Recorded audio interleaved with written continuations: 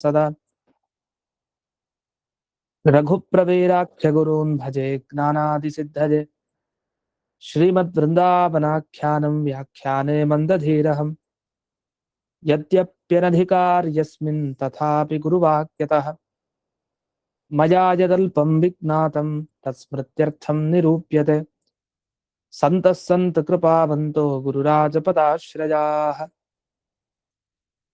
भगवान् अव्यवहितभाविकल्पसमीरो लातव्याचार्यः सुरवर्यैः सम्प्रार्थितः श्रीनारायणेन आज्ञप्तः सन् भूमौ अवतीर्य वादिराजनामा यतिकुलतिलको भूत्वा दुर्वादिनो विजित्य युक्तिमल्लिकादीन् ग्रन्थान् विरचय्य सज्जनानां सम्यक् ज्ञानमुत्पाद्य अत्यक्तदेहः सन् वृन्दावनस्थो भूत्वा भक्तानाम् इष्टानिष्टप्राप्तिपरिहारसाधन अत्यर्थप्रसादजनक अपरोक्षज्ञानजनक परोक्षनिश्चयोत्पादक उपनिषदादिप्रतिपाद्य ऋजुभावं स्वस्य ख्यापचितुं वृन्दावनाख्यानं कुर्वन् कस्यचित् तदानीम् अकुशलदेशीयब्राह्मणस्वप्ने विश्वासयोग्यानां विश्वासम् उत्पादयितुम् उपदिदेश विलीनप्रकृतितया अन्तरायविधुरोऽपि आचार्यवत् शिष्यान् ग्राहयितुं ग्रन्थादौ मङ्गलमाचरति हयग्रीवेत्यादिना हयग्रीवं चिदानन्दविग्रहं सदनुग्रहं दशग्रीवच्छिदं शापान्मणिग्रीवविमोचनम्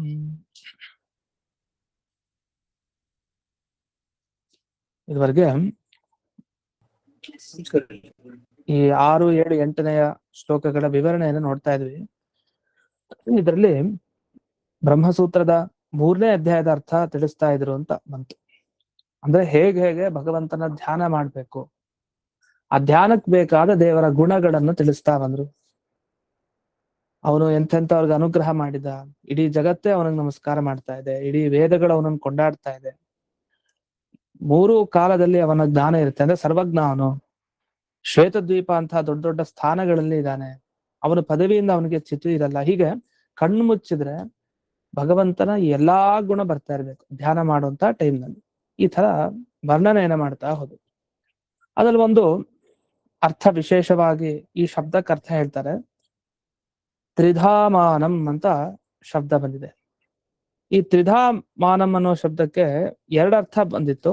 ಒಂದು ಅರ್ಥ ತ್ರಿಧಾಮಾನಂ ಅಂದ್ರೆ 3 ಪ್ರಮಾಣ ಇದೆ ದೇವರ ವಿಷಯದಲ್ಲಿ ಅಂತ ಬಂತು.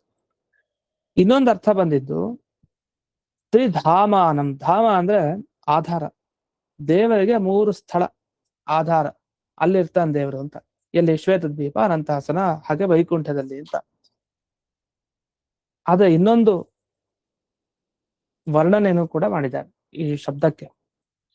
ಇನ್ನೊಂದು ಅರ್ಥ ಏನಂದ್ರೆ ಮಾಂಡೂಕ್ಯೋಪನಿಷತ್ತಿನಲ್ಲಿ ಒಂದು ವರ್ಣನೆಯನ್ನ ಮಾಡಿದ್ದಾರೆ. ಅಲ್ಲೇನ್ ಹೇಳ್ತಾರೆ? ವಿಶ್ವ, ತೈಜಸ, ಪ್ರಾಜ್ಞ. ಈ 3 ಭಗವಂತನ ರೂಪ 3 ಕಡೆ ಇರುತ್ತೆ.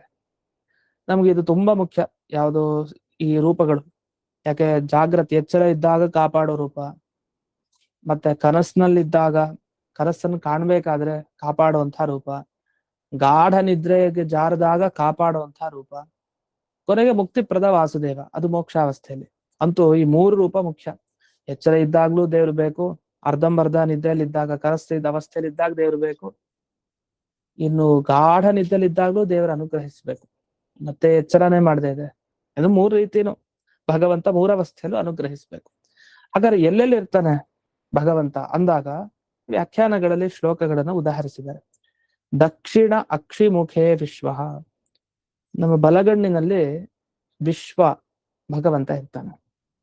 ಹಾಗಾದ್ರೆ ತ್ರಿಧಾಮ ಅಂದ್ರೆ 3 ರೂಪದಿಂದ 3 ಕಡೆ ಇರ್ತಾನೆ, ಒಂದೊಂದ್ ಕಡೆ ಇರ್ತಾನೆ. ಒಂದು ನಮ್ಮ ಬಲಗಣ್ಣಿನಲ್ಲಿ ವಿಶ್ವ ಆಯ್ತು. ಅಂದ್ರೆ ಗಣಪತಿ ಯಾವ ರೂಪವನ್ನು ಆರಾಧನೆ ಮಾಡ್ತಾನೆ ಅಂತ ಭಗವಂತನ ರೂಪ ವಿಶ್ವ ಅದಿದೆ. ಇನ್ನು ತೈಜಸ, ಮನಸ್ಸಿ ಅಂತಸ್ತು ತೈಜಸ ಅಂತ ಅಲ್ಲಿ ವರ್ಣನೆ ಮಾಡ್ತಾ, ಒಂದು ಬಲಗಣ್ಣಿನಲ್ಲಾಯ್ತು, ಇನ್ನೊಂದು ಕಂಠದಲ್ಲಿ, ಮತ್ತೊಂದು ಹೃದಯದಲ್ಲಿ ಅಂತ. ಹೀಗೆ 3 ಭಾಗಗಳಲ್ಲಿ ಭಗವಂತನ ಸ್ಥಿತಿ ವಿಶ್ವ, ತೈಜಸ, ಪ್ರಾಜ್ಞ. ಒಂದೊಂದು ರೂಪ ಒಂದೊಂದು ಕಡೆ ಇದೆ. ಇಲ್ಲೆಲ್ಲ ಇದು ಏನ್ ಮಾಡ್ತಾನೆ ದೇವರು? ಯಾಕೆ ಈ ಚಿಂತನೆ ಮಾಡ್ಬೇಕು? ತ್ರಿಧಾಮಾನಂ ಅನ್ನೋ ಈ ಶಬ್ದದಿಂದ ನಾವ್ಯಾಕೆ ಇದನ್ನ ಚಿಂತಿಸ್ಬೇಕು ಅಂದ್ರೆ ನಿಜ. ಯಾಕಂದ್ರೆ ಎಲ್ಲಾ ಅವಸ್ಥೆಗಳಲ್ಲಿದ್ದು ದೇವ್ರು ಕಾಪಾಡ್ತಾನೆ ಅನ್ನೋದು ನಮ್ಮ ಮನಸ್ಸಿಗೆ ಬರ್ಬೇಕು. ಆತರ ಧ್ಯಾನ ಮಾಡ್ತಾ ಮಾಡ್ತಾ ಇದ್ದಾಗ ನಾವು ಧ್ಯಾನಾವಸ್ಥೆಯಲ್ಲಿ ಇದೀವಿ, ಈಗಲೂ ದೇವರೇ ಕಾಪಾಡ್ತಾ ಇರೋದು. ಧ್ಯಾನಾವಸ್ಥೆ ಅಂದ್ರೆ ಅದ್ ನೋಡಿ ಎಷ್ಟು ಚೆನ್ನಾಗಿ ಮಾಡಿದ್ದಾರೆ ಈ ಶಬ್ದ ಹಾಕಿ ಅರ್ಥವನ್ನ. ಈಗ ಈ ಶ್ಲೋಕ ಯಾಕೆ ಬಂದಿರೋದು, ಈ ಶಬ್ದ ಯಾಕೆ ಬಂದಿರೋದು, ಸಾಧನಾಧ್ಯಾಯ ಬ್ರಹ್ಮಸೂತ್ರದ ಅರ್ಥ ತಿಳಿಸ್ಲಿಕ್ಕೆ. ಅದು ದೇವರ ಧ್ಯಾನ ಮಾಡ್ಬೇಕು ಅಂದ್ರೆ ಇಷ್ಟು ಗುಣ ಬೇಕು ಅಂತ. ಧ್ಯಾನನೂ ಒಂದ್ ಅವಸ್ಥೆನೆ. ಧ್ಯಾನ ಮಾಡ್ಬೇಕಾದ್ರೆ ಇದು ತೀರಾ ಗಾಢ ನಿದ್ರೆ ಅಲ್ಲ, ಇದು ಹಾಗಂತ ಕನಸು ಕಾಣ್ತಾ ಇಲ್ಲ, ಹಾಗಂತ ಎಚ್ಚರದಲ್ಲೂ ಇಲ್ಲ. ಅಂಥ ಒಂದು ವಿಚಕ್ಷಣವಾದ ಅವಸ್ಥೆ ಇದು ಧ್ಯಾನ ಮಾಡೋದು. ನೀವು ಧ್ಯಾನ ಮಾಡ್ತಾ ಇರ್ತೀರಿ, ಗಾಯತ್ರಿ ಜಪದಿಂದ ನಿರಂತರವಾಗಿ ಸೂರ್ಯನಾರಾಯಣ ಚಿಂತನೆ ಮಾಡ್ತಾ ಇರ್ತೀರಿ. ಗಾಢ ನಿದ್ರೆಯಲ್ಲಿ ಇದ್ದೀರಾ? ಇಲ್ಲ. ಅಂದ್ರೆ ಸರಿಯಾಗಿ ಧ್ಯಾನ ಮಾಡೋರಾದ್ರೆ. ನಿದ್ರೆಗೆ ಜಾರದವರು ಜಪ ಇದ್ರು ಒಂದೇ, ಜಪ ಇಲ್ಲದೆ ಒಂದೇ, ಅದ್ ಬೇರೆ. ಗಾಢ ನಿದ್ರೆ ಮಾಡ್ತಾ ಇಲ್ಲ, ಕನಸು ಕಾಣ್ತಾ ಇಲ್ಲ, ಕಣ್ಣು ಮುಚ್ಕೊಂಡು ನೋಡ್ತಾ ಇದೀವಿ ಭಗವಂತನ ರೂಪನ. ನಮ್ಮ ಒಂದು ಮನಸ್ಸಿನ ಸಂಸ್ಕಾರದಿಂದ ದೇವ್ರ ಕೈ ಹೀಗೆ, ಕಾಲು ಹೀಗೆ, ಅಲ್ಲ ಆಯುಧ ಹೀಗಿದೆ, ಅವನ ಮುಖ ಹೀಗಿದೆ, ಅವನ ಹೊಟ್ಟೆ ಭಾಗ ಎಲ್ಲ ಅವನ್ ಚಿಂತನೆ ಮಾಡ್ತಾ ಇದೀವಿ. ಎಚ್ಚರದಲ್ಲಿದ್ದೀರಾ? ಅದು ಒಂದ್ ರೀತಿ ಎಚ್ಚರ ಅಲ್ಲ. ಯಾಕಂದ್ರೆ ಎಚ್ಚರ ಅಂದ್ರೆ ಹೊರಗಿಂದೆಲ್ಲ ಗೊತ್ತಾಗ್ತಾ ಇರ್ಬೇಕು. ನೀವು ಧ್ಯಾನದಲ್ಲಿ ಮುಳುಗ್ದಾಗ ಹೊರಗಿಂದ ಏನು ಎಚ್ಚರನೇ ಇರಲ್ಲ. ಹಾಗಾದ್ರೆ ಜಾಗ್ರತಲ್ಲ, ಈ ಕಡೆ ಸ್ವಪ್ನ ಅಲ್ಲ, ಈ ಕಡೆ ಸುಷುಪ್ತಿ ಅಲ್ಲ, ಒಂದ್ ರೀತಿ ಈ ತರದ ಅವಸ್ಥೆ ಧ್ಯಾನಾವಸ್ಥೆ ಅಂತ ಇಟ್ಕೊಂಡಾಗ ಈ ಅವಸ್ಥೆಯಲ್ಲಿ ನೋಡ್ಕೊಳ್ಳೋನ್ ಯಾರು, ಕಾಪಾಡೋನ್ ಯಾರು? ಮೂರ ಅವಸ್ಥೆಯಲ್ಲಿ ಕಾಪಾಡಿದ ಪರಮಾತ್ಮನೇ ಈ ಅವಸ್ಥೆಯಲ್ಲೂ ಕಾಪಾಡ್ತಾನೆ. ಹಾಗಾಗಿ ಧ್ಯಾನ ಮಾಡ್ಬೇಕಾದ್ರೆ ತ್ರಿಧಾಮಾನಂ, ಮೂರ್ ಕಡೆ ಇರುವಂತಹ ಈ ದೇವರ ರೂಪ ಬಹಳ ಮುಖ್ಯ. ಅದಕ್ಕೋಸ್ಕರ ಇದನ್ನ ಹಾಕಿದ್ದಾರೆ. ಹಾಗೆ ತ್ರಿಕಾಲಜ್ಞ, ಮೂರು ಕಾಲದಲ್ಲಿ ಅವನಿಗೆ ವಿಶೇಷವಾದ ಜ್ಞಾನ ಇದೆ. ಬೇರೆಯವರ ಬಗ್ಗೆ, ತನ್ನ ಬಗ್ಗೆ ಅಂತೂ ಇದ್ದೇ ಇದೆ. ಇದನ್ನ ಯಾಕೆ ಹಾಕಿದ್ರು? ಧ್ಯಾನ ಮಾಡ್ಬೇಕಾದ್ರೆ ಅಂಥ ಭಗವಂತನ ಚಿಂತನೆಯನ್ನ ಮಾಡ್ಬೇಕು.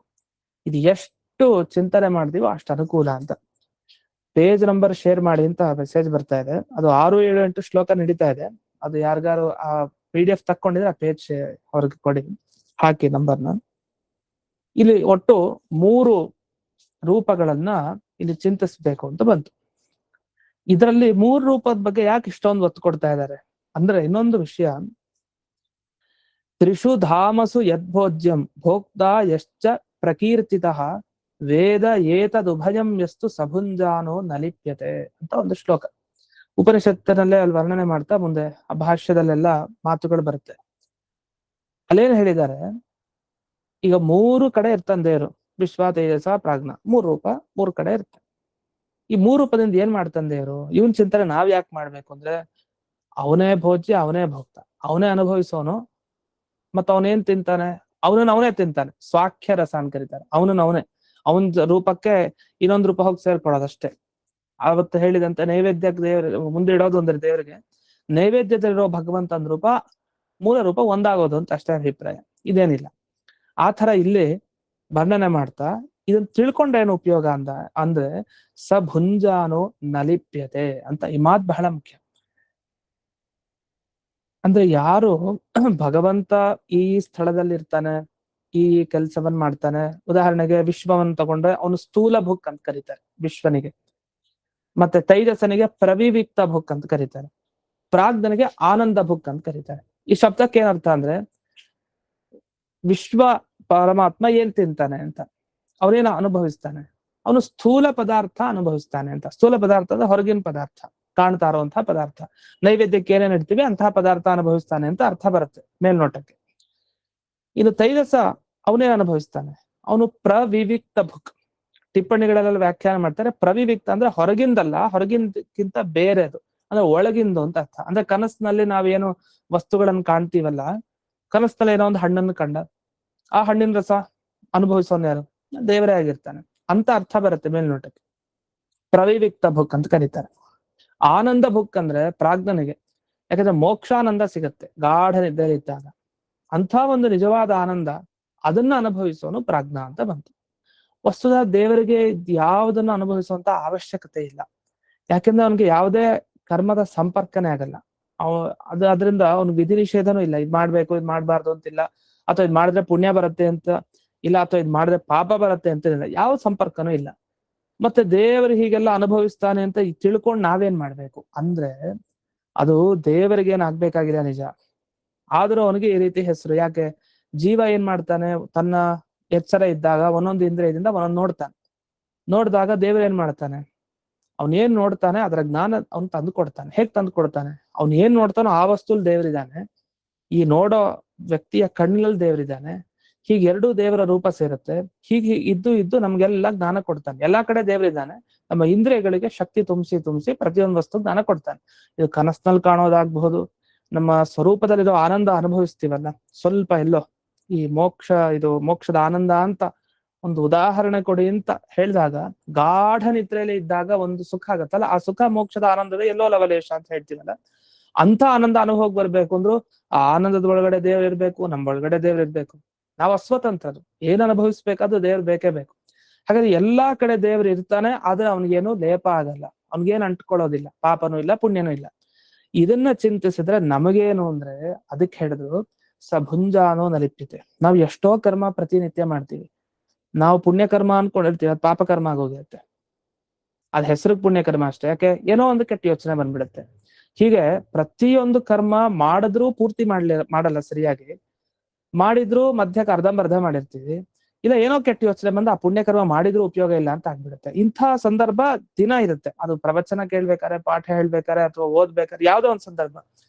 ಹಾಗಾದ್ರೆ ಇದೆಲ್ಲ ಆದಾಗ ಪಾಪ ಕರ್ಮ ಅಂಟಿಕೊಳ್ಬಾರ್ದು ಅಂದ್ರೆ ಏನ್ ಮಾಡ್ಬೇಕು ಅಂದ್ರೆ, ಸದಾ ಈ ವಿಶ್ವ ತೇಜಸ ಪ್ರಾಜ್ಞ ಚಿಂತನೆ ಮಾಡ್ಬೇಕಂತ. ಯಾಕಂದ್ರೆ ಅವ್ನು ಎಲ್ಲಾ ಕಡೆ ಇದ್ರು ಅವ್ನ ಕರ್ಮ ಲೇಪ ಅವನ್ಗಾಗಲ್ಲ, ಯಾವುದೇ ಪುಣ್ಯ ಪಾಪ ಸಂಪರ್ಕ ಬರಲ್ಲ.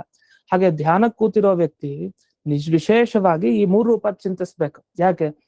ಧ್ಯಾನಕ್ಕೆ ಕೂತಾಗ ಅವನಿಗೆ ಜಾಸ್ತಿ ಬೇರೆ ಕಡೆನೆ ಮನಸ್ಸಿರುತ್ತೆ, ಆ ಕಡೆ ಮನಸ್ಸೇ ಬರ್ತಾ ಇರಲ್ಲ. ಭಗವಂತನ ಧ್ಯಾನ ಮಾಡ್ಬೇಕು ಅಂತ ಕೂಡ್ತಾನೆ, ಆದ್ರೆ ಆಗ್ತಾ ಇರಲ್ಲ.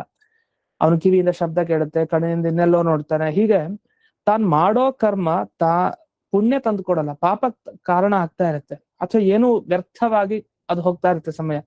ತಾನ್ ಮಾಡಿದ ಕರ್ಮದ ಲೇಪ ಅವನಿಗಾಗ್ದೇನೆ ಸರಿಯಾಗಿ ಅದೇನಿದೆಯೋ ಆ ಕರ್ಮ ಪೂರ್ತಿ ಆಗಬೇಕು ಅಂತಾದ್ರೆ ಈ ವಿಶ್ವ ತೇಜಸ ಪ್ರಾಜ್ಞ ರೂಪಗಳ ಚಿಂತನೆ ಮಾಡ್ಬೇಕು. ಅದರಲ್ಲೂ ಧ್ಯಾನಾವಸ್ಥೆ ಕೂತ ವ್ಯಕ್ತಿ ಅಂತೂ ಅವಶ್ಯವಾಗಿ ಮಾಡ್ಬೇಕು. ಈ ವಿಷಯವನ್ನು ತಿಳಿಸಲಿಕ್ಕೆ ಈ ತ್ರಿಧಾಮಾನಂ ಅಂತ ಇಷ್ಟು ಬಂದಿದೆ. ಹೀಗೆ ಈ 3 ಶ್ಲೋಕಗಳಲ್ಲಿ ಅನೇಕ ವಿಷಯಗಳನ್ನ ತಿಳ್ಕೊಂಡ್ವಿ. ಇದು ಕ್ರಮವಾಗಿ ಮುಂದೆ ಬಂದಾಗ ತಿಳಿಯೋಣ. ಸರಿ, ಇದುವರೆಗೆ ಏನ್ ಹೇಳಿದ್ರೆ ಹಂಗಾಯ್ತು ಅಂದ್ರೆ,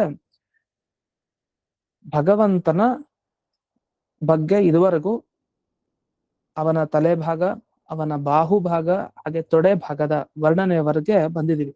ಹೇಗ್ ಬ್ರಹ್ಮಸೂತ್ರ 1, 2, 3ನೇ ಅಧ್ಯಾಯ ಎಲ್ಲ ಸೇರ್ಕೊಂಡಿದೆ, ಒಂದನ್ನೊಂದು ಬಿಟ್ಟಿಲ್ಲ.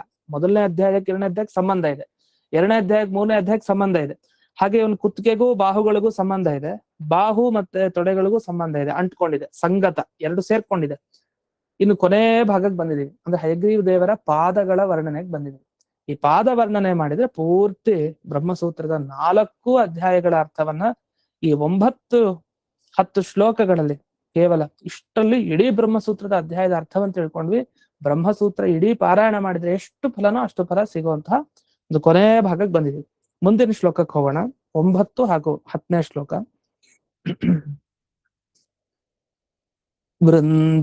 ವೃಂದಾವನಗತಂ ದೇವಂ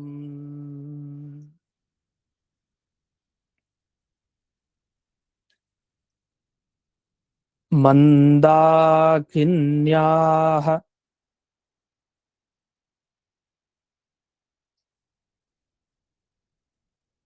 ಪದಂ ಹರಿಂ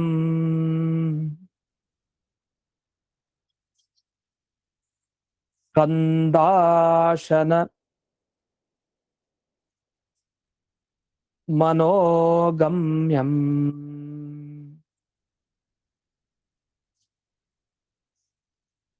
ವೃಂದಾರಕ ಸಮನ್ವಿತಂ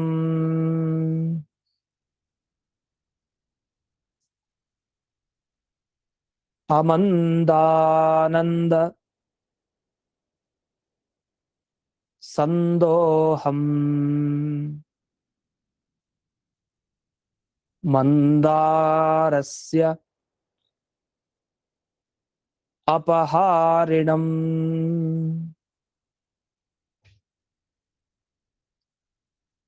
ವೃಂದಾವನಗತಂ ವಂದೇ ಬ್ರಹ್ಮರುದ್ರೇಂದ್ರ ವಂದಿತಂ. ಇನ್ನು ಕೊನೆಗೆ ಫಲಶ್ರುತಿ ಹೇಳ್ತಾರೆ. ಇಷ್ಟೆಲ್ಲ ಹೇಳಿದಕ್ಕೆ ಫಲ ಏನು ಅಂತ. ಆತ್ಮಸ್ತೋತ್ರಜ ದೋಷಂ ತಂ ಆತ್ಮಸ್ತೋತ್ರಂ ವಿನಾಶಯೇತ್. ಇಲ್ಲಿಗೆ ಒಂದು ಭಾಗ ಮುಕ್ತಾಯ ಆಗತ್ತೆ. ಬಟ್ ಇಲ್ಲಿ 4ನೇ ಅಧ್ಯಾಯದ ಅರ್ಥ ಹೇಳಿದ್ದಾರೆ ಅಂತ ಬಂತು. ಅಂದ್ರೆ ಕೊನೆಗೆ ಪಾದಗಳ ವರ್ಣನೆ ಬರ್ತಾ ಇದೆ ಅಧ್ಯಾಯದಲ್ಲಿ ಅಂತ. ಯಾಕಂದ್ರೆ ಬ್ರಹ್ಮಸೂತ್ರದಲ್ಲಿ ಮೊದಲೇನು ಹೇಳಿದ್ರು ದೇವ್ರ ಬಗ್ಗೆ ಎಲ್ಲ ತಿಳಿಸ್ತಾ ಬರ್ತಾರೆ. ದೇವರಂದ್ರೆ ಹೀಗೆ, ಅವನಲ್ಲಿ ಯಾವುದೇ ದೋಷ ಇಲ್ಲ ಅಂತ ಎಲ್ಲ 2ನೇ ಅಧ್ಯಾಯದಲ್ಲಿ ಮುಕ್ತಾಯ ಮಾಡಿದ್ರು. 3ನೇ ಅಧ್ಯಾಯಕ್ಕೆ ಬಂದಾಗ ಈ ದೇವರನ್ನ ಪಡೆಯೋ ಬಗ್ಗೆ ಹೇಗೆ ಅಂತ ಸಾಧನಗಳನ್ನೆಲ್ಲ ಹೇಳ್ತಾ ಬಂದ್ರು. ಈಗ 4ನೇ ಅಧ್ಯಾಯಕ್ಕೆ ಸಿಕ್ಕೇ ಬಿಡ್ತು ಅವನ್ಗೆ. ಇಷ್ಟೆಲ್ಲ 3 ಅಧ್ಯಾಯ ಚೆನ್ನಾಗಿ ಮಾಡಿದಾಗ, ಓದಿದಾಗ, ಅನುಷ್ಠಾನ ಮಾಡಿದಾಗ 4ನೇ ಅಧ್ಯಾಯದಲ್ಲಿ ಫಲಾಧ್ಯಾಯ ಅಂತ ಅದಕ್ಕೆ ಹೆಸರು ಕೊಡ್ತಾರೆ. ಫಲ ಸಿಕ್ಬಿಡ್ತು ಅವನ್ಗೆ. ಏನು ಫಲ ಪಡೆಯೋದು? ಅವಿಷ್ಟೆಲ್ಲ ದೇವರನ್ನ ತಿಳ್ಕೊಂಡು ದೇವರ ಬಗ್ಗೆ ಉಪಾಸನೆ ಮಾಡಿ ಕೊನೆಗೆ ಏನ್ ಪಡಿಬೇಕು? ದೇವರ ಪಾದ ಪಡಿಬೇಕು. ಅವನ ಪಾದವನ್ನ ಹೊಂದೋದೇ ಫಲ, ಅದೇ ಮೋಕ್ಷ.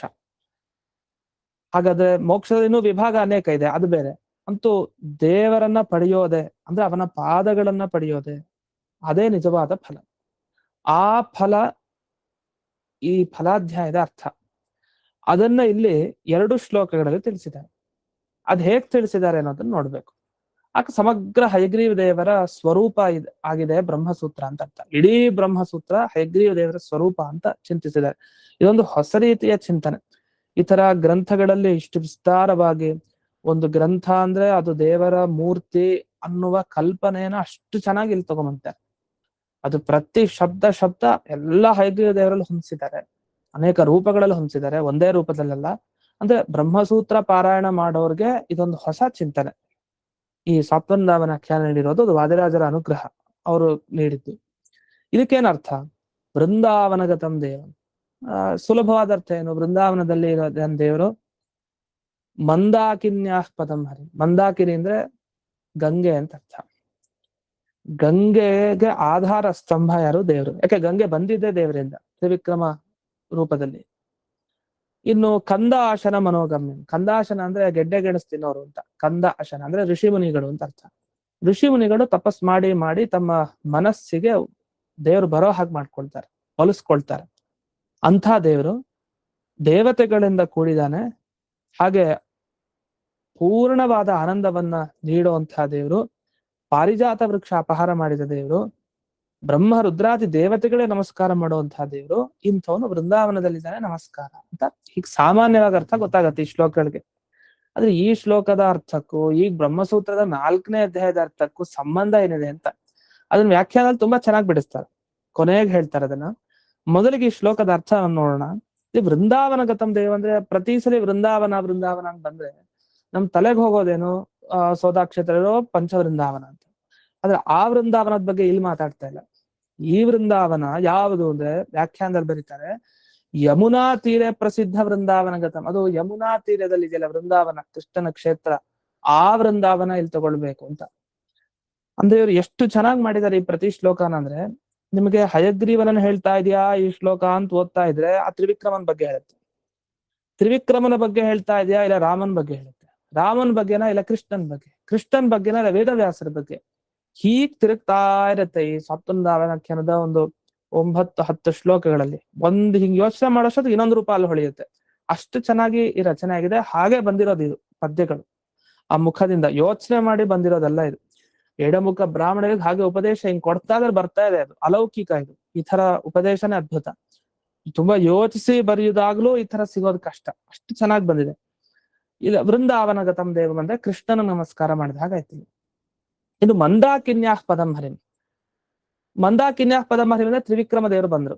ಯಾಕೆ? ತ್ರಿವಿಕ್ರಮ ದೇವರೇ ಗಂಗೆಗೆ ಕಾರಣ, ಗಂಗಾ ಜನಕ ತ್ರಿವಿಕ್ರಮ.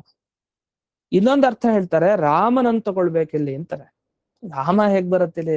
ಗಂಗೆಗೂ ರಾಮನಿಗೂ ಏನ್ ಸಂಬಂಧ? ಸರಯುಗೆ ಗಂಗೆಗೆ ಇದು ರಾಮನಿಗೆ ಸಂಬಂಧ ಇದೆ. ಆದ್ರೆ ಗಂಗೆಗೂ ರಾಮನಿಗೆ ಏನ್ ಸಂಬಂಧ ಅಂತ ಪ್ರಶ್ನೆ. ಯಾಕೆ? ಗಂಗೆ ಹತ್ರ ಹೋಗಿ ಅಲ್ವಾ ರಾಮ? ಹಾಗಲ್ಲ. ಇಲ್ಲೇನರ್ಥ ಅಂದ್ರೆ ಮಂದಾಕಿನಿ ಅಂತಂದ್ರೆ ಗಂಗೆ ಹರಿಯುವಂತ ಕಾಶಿ ಕ್ಷೇತ್ರ ತಗೊಳ್ಬೇಕಂತೆ. ಕಾಶಿ ತಲವಾಹಿನಿ ಗಂಗಾ, ಅವಳು ಮಂದಾಕಿನಿ ಅಂತ. ಆ ಮಂದಾಕಿನಿ ಎಲ್ಲಿ ಯಾರಿರೋದು? ರುದ್ರದೇವರಿರೋದು. ರುದ್ರದೇವರು ಯಾರನ್ನ ಧ್ಯಾನ ಮಾಡ್ತಾರೆ ಹೇಳಿ? ರುದ್ರದೇವರು ಕಾಶಿಯಲ್ಲಿ ಅಲಿತಾ ಅಲಿತಾ ಪ್ರತಿಯೊಬ್ಬ ಯಾರು ಸಾಯ್ತಾನೆ ಆ ವ್ಯಕ್ತಿಯ ಕಿವಿಯಲ್ಲಿ ರಾಮ ರಾಮ ಅಂತ ತಾರಕ ಬ್ರಹ್ಮ ಮಂತ್ರ ಉಪದೇಶ ಕೊಡ್ತಾರೆ. ಯಾರು? ರುದ್ರದೇವರು. ರುದ್ರದೇವರು ಧ್ಯಾನ ಮಾಡೋ ರೂಪನೇ ರಾಮರೂಪ. ಅದನ್ನ ಇಲ್ಲಿ ಮಂದಾಕಿನ್ಯಾಹ್ ಪದಂ, ಮಂದಾಕಿನ್ಯಾಹ್ ಪದಂ ಅಂದ್ರೆ ಈ ಗಂಗಾ ನದಿ ಹತ್ರ ಇರುವಂತಹ ರುದ್ರದೇವರಿಗೂ ಆಧಾರ ಯಾರು? ರಾಮ ಅಂತ ರಾಮನ ಬಗ್ಗೆ ಇಲ್ಲಿ ಹೇಳಿದ್ದಾರೆ. ಅಷ್ಟೇ ಅಲ್ಲ, ಮಂದಾಕಿನ್ಯಾಹ ಹರಿಂ ಅಂತ ಹೇಳ್ತಾರೆ. ಮಂದಾಕಿನಿಯಲ್ಲಿ ಯಾರ್ಯಾರು ಪಾಪಗಳನ್ನ ಬಿಡ್ತಾರಲ್ಲ ಆ ಪಾಪಗಳನ್ನೆಲ್ಲ ಪರಿಹಾರ ಮಾಡೋನ್ ಯಾರು? ಆ ಗಂಗೆಗೆ ಅಷ್ಟು ಶಕ್ತಿ ಇದೆಯಾ? ಈ ಗಂಗೆಯಲ್ಲಿ ಎಷ್ಟು ಶಕ್ತಿ ಇರಬಹುದು? ಗಂಗೆಯಲ್ಲಿ ಮುಳುಗೋರು, ಈಗ ಯಾರು ನೀಚರಿರ್ತಾರೆ, ದುಷ್ಟರು, ಅವ್ರು ಮುಳುಗದ ಪಾಪ ಎಲ್ಲ ಅಲ್ಲಿ ಗಂಗೆಯಲ್ಲಿ ತುಂಬಿಕೊಳ್ತು. ತುಂಬಿಕೊಂಡ ಪಾಪ ಹೋಗ್ಬೇಕಲ್ಲ, ಇಲ್ಲ ಗಂಗೆಗೆ ಅಂತ ಶಕ್ತಿ ಇದೆಯಲ್ವಾ? ಅಂದ್ರೆ ಈಗ ಯಾರೋ ದೊಡ್ಡವ್ರು ಬಂದ್ ಮುಳುಗಿದ್ರು, ದೊಡ್ಡ ಋಷಿ ಮುನಿಗಳು, ಗಂಗೆಗಿಂತ ತಾರತಮ್ಯದಲ್ಲಿ ಮೇಲೆ. ಅವ್ರು ತಪ್ಪೇ ಮಾಡಲ್ಲ ಅಂದ್ರೆ ಇಲ್ಲ, ಏನೋ ಒಂದು ಕರ್ಮದಿಂದಾಗಿ ದೇವರ ಸಂಕಲ್ಪಂತೆ ಮಾಡಿರ್ತಾರೆ. ಆ ಪಾಪ ಗಂಗೆಯಲ್ಲಿ ಉಳ್ಕೊಂಡ್ಬಿಟ್ರೆ ಗಂಗೆ ಪರಿಹರಿಸ್ಲಿಕ್ಕೆ ಶಕ್ತಿ ಇದೆಯಾ ಗಂಗೆಗೆ? ಇಲ್ಲ. ಹಾಗಾದ್ರೆ ಗಂಗೆಯಲ್ಲಿ ಇರುವಂತಹ ಆ ಪಾಪಗಳನ್ನು ಯಾರು ಪರಿಹರಿಸೋದು? ದೇವರೇ ಆಗ್ಬೇಕು. ಮಂದಾಕಿನ್ಯಃ ಹರಿಂ, ಹರತೆ ಹರತಿ, ಎಲ್ಲ ಪಾಪಗಳನ್ನ ಹರಣ ಮಾಡೋರು. ಮಂದಾಕಿನ್ಯಾಹ, ಗಂಗೆಯ ಪಾಪಗಳನ್ನು ಕೂಡ ಅಂತ. ಇದು ಹೇಗೆ ಒಪ್ಪೋದು ಅಂತಂದ್ರೆ, ನಾವು ಈ ಕಾವೇರಿ ಮಹಿಮೆಯನ್ನ ಕೇಳ್ತೀವಲ್ಲ, ಕಾವೇರಿ ಸ್ನಾನ, ತುಲಾ ಸ್ನಾನ, ಆ ಮಹಿಮೆಯನ್ನ ಕೇಳ್ತಾ ಅಲ್ಲಿ ಗಂಗೆನೆ ರುದ್ರದೇವರ ಹತ್ರ ಹೋಗಿ ಪ್ರಶ್ನೆ ಮಾಡ್ತಾರೆ. ಏನಂತ? ಎಲ್ಲರೂ ಬಂದು ನನ್ನ ಹತ್ರ ಪಾಪಗಳನ್ನ ಬಿಡ್ತಾರೆ, ನನಗ್ ಬಹಳ ದುಃಖ ಆಗ್ತಾ ಇದೆ, ಈ ಪಾಪಗಳನ್ನ ಕಳ್ಕೊಳ್ಳೋದು ಹೇಗೆ ಅಂತ. ಅಷ್ಟು ಪ್ರಶ್ನೆ ಮಾಡಿದ್ದಕ್ಕೆ ಬಂದ ಉತ್ತರ ಏನು? ಏನಿಲ್ಲ, ಕಾವೇರಿಗೆ ಹೋಗ್ಬಿಡು ನೀನು ಈ ಸಮಯದಲ್ಲಿ, ಅಲ್ಲಿ ನಿನಗೆಲ್ಲ ಪರಿಹಾರ ಆಗ್ಬಿಡತ್ತೆ ಅಂತ. ಯಾಕಂದ್ರೆ ಕಾವೇರಿ ರಂಗನಾಥನ ಸನ್ನಿಧಾನ ಜಾಸ್ತಿ, ದೇವರ ಸನ್ನಿಧಾನ ಕಾವೇರಿ ಜಾಸ್ತಿ ಇರೋದ್ರಿಂದ ಕಾವೇರಿಯಿಂದ ಗಂಗೆಯ ಪಾಪ ಹೋಗಲ್ಲ. ಕಾವೇರಿ ಸನ್ನಿಧಾನ, ಕಾವೇರಿಯಲ್ಲಿ ಸನ್ನಿಧಾನ ಇಟ್ಟಿರೋ ಪರಮಾತ್ಮ ರಂಗನಾಥನಿಂದ ಈ ಗಂಗೆಯ ಪಾಪಗಳೆಲ್ಲ ಕಳೆಯುತ್ತೆ ಅಂತ. ಅಂದ್ರೆ ರಂಗನಾಥನ ಮಹಿಮೆ ಹೇಳಲಿಕ್ಕೆ ಹೊರಟಿದ್ದಾರೆ. ಹಾಗಾಗಿ ಪ್ರಾಸಂಗಿಕವಾಗಿ ಬಂದಿದೆ ವಿಚಾರ. ಅಂತೂ ಏನೇ ಇರ್ಲಿ, ಗಂಗೆಯಲ್ಲಿ ಎಂಥ ಏನೇ ಇರ್ಲಿ ಅದನ್ನೂ ನಾಶ ಮಾಡುವಂತ ಶಕ್ತಿ ಆ ದೇವರಿಗಿದೆ. ಈ ಒಂದು ಭಾಗ ಬಂತು. ಇಲ್ಲೇನಾಯ್ತು? ಮಂದಾಕಿನ್ಯಾಹ ಹರಿಂ ಅಂದ್ರೆ ಅದು ರಾಮ ಅಂತ. ಅದ್ ಹೇಗ್ ಗೊತ್ತಾಯ್ತು ರಾಮ ಅಂತಂದ್ರೆ, ರಾಮ ತನ್ನ ಪಾದ ಸ್ಪರ್ಶ ಮಾಡಿದ್ದಕ್ಕೆ, ಒಂದು ಪುರಾಣದ ಪ್ರಕಾರ ಪಾದ ಸ್ಪರ್ಶ ಆಯ್ತು. ಎಲ್ಲಿ? ಅಹಲ್ಯೆ, ಅವಳಿಗೆ ಶಾಪ ಬಂದಿತ್ತು ಗೌತಮರದು, ಗಂಡನ ಶಾಪ. ಅವಳು ಶಿಲೆಯಾಗಿದ್ಲು, ಕಲ್ಲಾಗಿ. ಒಂದು ಪುರಾಣದ ಪ್ರಕಾರ ಪಾದ ಸ್ಪರ್ಶ ಆಗತ್ತೆ. ಆದ ಕೂಡಲೇ ಆ ವಿಮೋಚನೆ ಆಯ್ತು, ಪಾಪ ಹೊರಟೋಯ್ತು. ತನ್ನ ಪಾಡಿಗೆ ತಾನು ಏನ್ ನಿಜವಾದ ರೂಪ ಇತ್ತು ಅದನ್ನು ಪಡ್ಕೊಂಡ್ಲು. ಇಂಥ ಸ್ತ್ರೀಯನ್ನ ಉದ್ಧಾರ ಮಾಡಿದ, ಅಹಲ್ಯೆಯಂತಹ ಸ್ತ್ರೀಯನ್ನ ಉದ್ಧಾರ ಮಾಡಿದ ಆ ರಾಮ ಗಂಗೆಯ ಸ್ಪರ್ಶವನ್ನು ಮಾಡಿದ್ದಾನೆ. ಗಂಗೆಯ ಪಾಪಗಳನ್ನ ಕಳೆಯೋದಿಲ್ವಾ? ಈ ಅರ್ಥದಲ್ಲಿ ಮಂದಾಕಿನ್ಯಾಹ ಹರಿಂ, ಹರಣ ಮಾಡೋನು ಅಂತ ಈ ಅರ್ಥವನ್ನು ತಗೊಳ್ಬೋದು. ಅಂತೂ ರಾಮನನ್ನ ಈ ಭಾಗದಿಂದ ತಗೊಳ್ಬೇಕು. ಹಾಗಾದ್ರೆ ಮೊದಲು ಕೃಷ್ಣನ ಬಗ್ಗೆ ಹೇಳಿದ್ರು, ರಾಮನ ಬಗ್ಗೆ ಹೇಳಿದ್ರು, ಅಥವಾ ತ್ರಿವಿಕ್ರಮನ ಬಗ್ಗೆನೂ ಇದೆ ಅರ್ಥ ಆಗತ್ತೆ. ಯಾಕೆ? ಗಂಗೆ ಹುಟ್ಟಿದೆ ತ್ರಿವಿಕ್ರಮನ ಪಾದಗಳಿಂದ, ಅಂಗುಷ್ಠದಿಂದ. ಇನ್ನು ಮುಂದಕ್ಕೆ ವೇದವ್ಯಾಸರನ್ನು ತಗೊಳ್ಬೇಕಂತ ಮುಂದೆ. ಯಾಕೆ? ಕಂದಾಶನ ಮನೋಗಮ್ಯಂ ಅಂತ ಬಂತು. ಕಂದಾಶನ ಅಂದ್ರೆ ಆಗ್ಲೇ ಹೇಳ್ದೆ, ಗೆಡ್ಡೆ ಗೆಣಸು, ಎಲೆ, ಮತ್ತೆ ಗಾಳಿ, ನೀರು, ಇವುಗಳನ್ನು ಇವು ಸೇವನೆ ಮಾಡಿ ಬದುಕೋರು ಕಂದಾಶನರು ಅಂತ ಅವ್ರಿಗೆ ಕರೀತಾರೆ. ಅಂಥವರ ಮನಸ್ಸಿಗೆ ನಿಲುಕೋನು ಯಾರು? ವೇದವ್ಯಾಸ ರೂಪಿ ಪರಮಾತ್ಮ. ಯಾಕೆ? ವೇದವ್ಯಾಸರ ಸುತ್ತಲೂ ಎಲ್ಲ ಋಷಿಗಳಿರ್ತಾರೆ, ಕಂದಾಶನರು. ಅವರ ಮನಸ್ಸಿಗೆ ಗೋಚರ ಆಗೋರು ವೇದವ್ಯಾಸರು. ಹಾಗಾದ್ರೆ ವೇದವ್ಯಾಸರ ಬಗ್ಗೆ 3ನೇ ಸಾಲು ಹೇಳ್ತಾ ಇದೆ. ಇನ್ನು ಮೃಂದಾರಕ ಸಮನ್ವಿತಂ, ಎಲ್ಲಾ ದೇವತೆಗಳು ಸುತ್ತುವರೆದಿದ್ದಾರಂತೆ. ಇಂಥ ರೂಪ ಯಾವುದು? ಹಯಗ್ರೀವ ರೂಪ. ಅದೇ ಅಂತ ಕೊನೆಗೆ ಬರುತ್ತೆ ಹಯಗ್ರೀವ ರೂಪ. ಅದು ಈ ಟಿಪ್ಪಣಿಯಲ್ಲಿ ಕೊನೆಗೆ ಹೇಳ್ತಾರೆ, ಕಲ್ಪ ವೃಕ್ಷ ಇದೆಯಲ್ಲ, ಅದರ ಬುಡದಲ್ಲಿ ಶೇಷದೇವರ ಮೇಲೆ ಹಯಗ್ರೀವ ದೇವರು ಕೂತಿರ್ತಾರಂತೆ. ಕೂತಿದ್ದಾಗ ಅಮೃತಾಭಿಷೇಕ ಲಕ್ಷ್ಮೀ ದೇವಿ ಮಾಡ್ತಾ ಇದ್ದಾಳೆ ಒಂದು, ಅಥವಾ ದೇವತೆಗಳೆಲ್ಲ ಅಭಿಷೇಕ ಮಾಡ್ತಾ ಇದ್ದಾರೆ, ಲಕ್ಷ್ಮೀ ಹಯಗ್ರೀವ ಕೂತಿದೆ, ಅಶ್ವಿನಿ ಹಯಗ್ರೀವ. ಈ ರೀತಿ ಪುರಾಣ ಪ್ರಸಿದ್ಧಂ ಹಯವದನಂ, ಈ ರೀತಿ ಪುರಾಣಗಳಲ್ಲಿ ಪ್ರಸಿದ್ಧ. ಸುತ್ತಲೂ ದೇವತೆಗಳಿದಾರಲ್ಲ. ಹಾಗಾದ್ರೆ ಹಯಗ್ರೀವ ದೇವರನ್ನ ಈ ವೃಂದಾರಕ ಸಮನ್ವಿತಂ, ವೃಂದಾರಕ ಅಂದ್ರೆ ದೇವತೆಗಳು, ದೇವತೆಗಳ ಗುಂಪು ಇದೆ ಅಂತ ಹಯಗ್ರೀವ ದೇವರ ಚಿಂತನೆ ಮಾಡಿದ್ದಾರೆ. ಹೀಗೆ ರಾಮ, ಕೃಷ್ಣ, ವೇದವ್ಯಾಸ, ಹಯಗ್ರೀವ ಬಂದಾಯ್ತಲ್ಲ. ಇದು ಪಂಚವೃಂದಾವನದಲ್ಲಿ ಒಂದೊಂದು ಕಡೆ ಇರುವಂತಹ ಆ ಭಗವಂತನ ರೂಪದ ಚಿಂತನೆಯನ್ನ ಮಾಡಾಯ್ತು. ಮುಂದೆ ವೇದವ್ಯಾಸರು ಇದ್ದಾರೆ ವಾದಿರಾಜರ ಮುಂದೆ ಅಂತೂ, ವೃಂದಾವನದ ಪ್ರಧಾನ ವೃಂದಾವನದ ಮುಂದೆ. ಸರಿ, ಇಂಥ ಭಗವಂತನ ವರ್ಣನೆಯನ್ನ ಮಾಡಿ ಇವನು ಏನು ಪರಿಹಾರ ಮಾಡಿದ್ದಾನೆ, ಏನು ಫಲ ಕೊಟ್ಟಿದ್ದಾನೆ ಅಂದಾಗ ಅಮಂದಾನಂದ ಸಂದೋಹಂ ಅಂತಾರೆ. ಅವನು ಕೊಡೋ ಆನಂದ ಇದೆಯಲ್ಲ, ಅದು ಮಂದ ಅಲ್ಲ, ಅಲ್ಪ ಅಲ್ಲ, ತುಂಬಾ ಕೊಡ್ತಾನೆ. ಮಂದ ಅಲ್ಲದೆ ಇರೋ ಪರಿಪೂರ್ಣವಾದ ಆನಂದದ ಸಂದೋಹ ರಾಶಿ ರಾಶಿ ಕೊಡ್ತಾನೆ ಅಂತ ಆನಂದನ ಅಂದ್ರೆ ಅದು ಸ್ವರೂಪ ಆನಂದ. ಈ ಲೌಕಿಕವಾದ ಆನಂದ ಅದಿರ್ಲಿ, ನಿಜವಾಗಿ ಮೋಕ್ಷದಲ್ಲಿ ಸಿಗೋ ಆನಂದ ಅದು ಸಂದೋಹ. ಅದು ಎಷ್ಟು ಅಂತ ಹೇಳಿಕ್ ಬರಲ್ಲ, ಒಂದಿಷ್ಟು ದೊಡ್ಡದಾಗಿರತ್ತೆ ಆನಂದ ಅಷ್ಟೇ, ಅಷ್ಟು ಆನಂದ ಕೊಡ್ತಾನೆ. ಹಾಗೇನ್ ಮಾಡ್ದ ಕೃಷ್ಣಾವತಾರದಲ್ಲಿ, ಅಲ್ಲೂ ಆನಂದ ನೀಡ್ದ. ಯಾಕೆ ಅವ್ನಿಗೆ ಆನಂದ ಕೊಡ್ಲಿಕ್ಕೆ, ನಮ್ಗೆಲ್ಲ ಆನಂದ ಕೊಡುವಂತ ಶಕ್ತಿ ಇದೆ ಅಂದ್ರೆ ಸತ್ಯಭಾಮಾದೇವಿಗೆ ಬೇಕಾಗಿತ್ತು ಪಾರಿಜಾತ ವೃಕ್ಷ. ಸತ್ಯಭಾಮಾದೇವಿ ಸಾಕ್ಷಾತ್ ಲಕ್ಷ್ಮಿಗೆ ತೃಪ್ತಿ ಪಡಿಸಿದ ಆ ಪರಮಾತ್ಮನಿಗೆ ಬೇರೆಯವ್ರಿಗೆ ಆನಂದ ಕೊಡುವಂತ ಶಕ್ತಿ ಇರಲ್ಲ ಅಂತ ಹೇಳಿ ಅದನ್ನ ತಿಳಿಸ್ಲಿಕ್ಕೆ ಮಂದಾರಸ್ಯ ಅಪಹಾರಿಣಂ, ಮಂದಾರ ವೃಕ್ಷವನ್ನ ಅಪಹಾರ ಮಾಡಿದವನು ಅಂತ. ಹೊಸ್ತ ಮಂದಾರ ವೃಕ್ಷ ಅಪಹಾರ ಆಗಿದ್ದಲ್ವಲ್ಲ, ಮಂದಾರ ಅಂದ್ರೆ ಪಾರಿಜಾತ ವೃಕ್ಷ ತಾನೇ ಅಪಹಾರ ಆಗಿದ್ದು. ಮತ್ ಮಂದಾರ ಅಂತ ಯಾಕೆ ಹೇಳ್ತಾ ಇದಾರೆ ಇಲ್ಲಿ ಅಂತ ಅದೊಂದು ಪ್ರಶ್ನೆ ಮಾಡ್ಕೊಂಡು ಮಂದಾರ ಅಂತ ಅದು ಉದಾಹರಣೆ ಕೊಡ್ತಾ ಇದಾರೆ. ಅದ್ರ ಜೊತೆ ಪಾರಿಜಾತ ತಗೊಳ್ಳಿ ಅಂತ ಅರ್ಥ. ಪಾರಿಜಾತ ಹೇಗ್ ತಗೊಳ್ಳೋದು ಮಂದಾರದಿಂದ? ಪಾರಿಜಾತ ವೃಕ್ಷ ಅಂದ್ರೆ ನಾವು ನೋಡೋ ಈ ಪಾರಿಜಾತ ವೃಕ್ಷ ಅಲ್ಲ.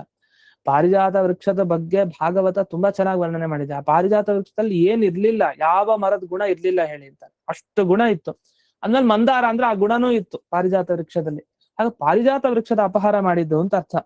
ಅಥವಾ ಮಂದಾರ ಅಂದ್ರೆ ಕಲ್ಪ ವೃಕ್ಷ ಅಂತೆ, ಆ ಕಲ್ಪ ವೃಕ್ಷದ ಹತ್ರದಲ್ಲಿರೋನು ಅಂತ ಮಂದಾರಸ್ಯ, ಅದ್ರ ಹತ್ರ ಇರುವಂತಹ ಹಯಗ್ರೀವ ರೂಪಿ ಅಮೃತಾಭಿಷೇಕ ಆಗ್ತಾ ಇದೆಯಲ್ಲ, ಅಂತ ಹಯಗ್ರೀವನ ಚಿಂತನೆ ಮಾಡ್ಬೇಕು. ಬ್ರಹ್ಮ ರುದ್ರೇಂದ್ರ ವಂದಿತಂ ವೃಂದಾವನಗತಂ ಒಂದೇ ಅಂತ ಈ ಪಂಚವೃಂದಾವನದಲ್ಲಿ ಸನ್ನಿಹಿತವಾದ ಎಲ್ಲಾ ಭಗವಂತನ ರೂಪಗಳ ನಮಸ್ಕಾರ ಅಂತ. ಇದುವರೆಗೆ ನಾವೇನ್ ನೋಡಿದ್ವಿ, 4ನೇ ಅಧ್ಯಾಯದ ಅರ್ಥ ನೋಡಿದ್ವಿ ಅಂತ. ಹೇಗ್ ಬಂತು ಅಂದ್ರೆ ಅದಕ್ಕೆ ಒಂದು 3 ಸಾಲಿದೆ, 3 ಶಬ್ದ ಹಾಕಿದ್ದಾರೆ. ಒಂದು ಪದ ಅಂತ ಬಂದಿದೆ, ಗಮ್ಯ ಅಂತ ಬಂದಿದೆ, ಮತ್ತೆ ಅಮಂದ ಆನಂದ ಸಂದೋಹ ಅಂತ ಬಂದಿದೆ. ಇಲ್ಲಿ ಶಬ್ದಗಳನ್ನ ಗಮನಿಸ್ಬೇಕು, ಅದರಿಂದ 4ನೇ ಅಧ್ಯಾಯದ ಅರ್ಥ ಗೊತ್ತಾಗತ್ತೆ ಅಂತ. ಅಮಂದ ಆನಂದ ಅಂದ್ರೆ ಸ್ವರೂಪಾನಂದ, ನಮ್ಮಲ್ಲಿರೋ ಆನಂದ. ಇಲ್ಲಿ ಲೌಕಿಕ ಆನಂದ ಇದು ಮಂದ, ತುಂಬಾ ಕಡಿಮೆ, ಇದು ಪೂರ್ಣ ಆನಂದ ಅಲ್ಲ. ನಿಮಗೆ ಮೋಕ್ಷದಲ್ಲಿ ಸಿಗೋ ಆನಂದನೇ ಅಮಂದ ಆನಂದ. ಮೋಕ್ಷಾನಂದ ಕೊಡ್ತಾನೆ ಅಂತ ಸ್ಪಷ್ಟ ಹೇಳಿದ್ಮೇಲೆ ಅದು ಫಲಾಧ್ಯಾಯದ ಅರ್ಥ ಅಂತಾನೆ. ಇನ್ನು ಕಂದಾಶನ ಮನೋಗಮ್ಯ, ಮನಸ್ಸಿಗೆ ನಿಲುಕೋನು ಅಂದ್ರೆ ನೀವು ಪಡಿಬೇಕಾಗಿದ್ದು ಅದೇ ಭಗವಂತನ ಪಾದ. ಅದನ್ನೇ 4ನೇ ಅಧ್ಯಾಯ ಹೇಳೋದು ಬ್ರಹ್ಮಸೂತ್ರ, ಅದು ಸಿಕ್ತು. ಈ ರೀತಿ 2 ಭಾಗ ಆಯ್ತು. ಇದು ಮಂದಾಕಿನ್ಯ ಪದಂ ಅಂತಂದ್ರು. ಏನ್ ಪಡಿಬೇಕು? ಆ ಗಂಗೆ ಯಾರ ಪಾದದಿಂದ ಹುಟ್ಟಿದ್ಲೋ ಆ ಪದ ಮುಖ್ಯ ಅಂತ. ಅದನ್ನ ಇಲ್ಲಿ ಸ್ವಾತ್ಮೃಂದಾವನಕ್ಕೆ ಅಂತ ತಿಳಿಸಿದ್ದಾರೆ. ಹಾಗಾದ್ರೆ ಪದ ಮನಸ್ಸಿಗೆ ಗಮ್ಯ ಹೊಂದೋದು, ಅಮಂದ ಆನಂದ ಪಡೆಯೋದು, ಇದೆಲ್ಲವನ್ನ ಹೇಳಿದ್ರಿಂದ ಇಲ್ಲಿ 4ನೇ ಅಧ್ಯಾಯದ ಅರ್ಥವನ್ನು ತಿಳಿಸಿದಾಗಾಯ್ತು ಅಂತ ವಿವರಣೆಯನ್ನ ಮಾಡಿದ್ದಾರೆ.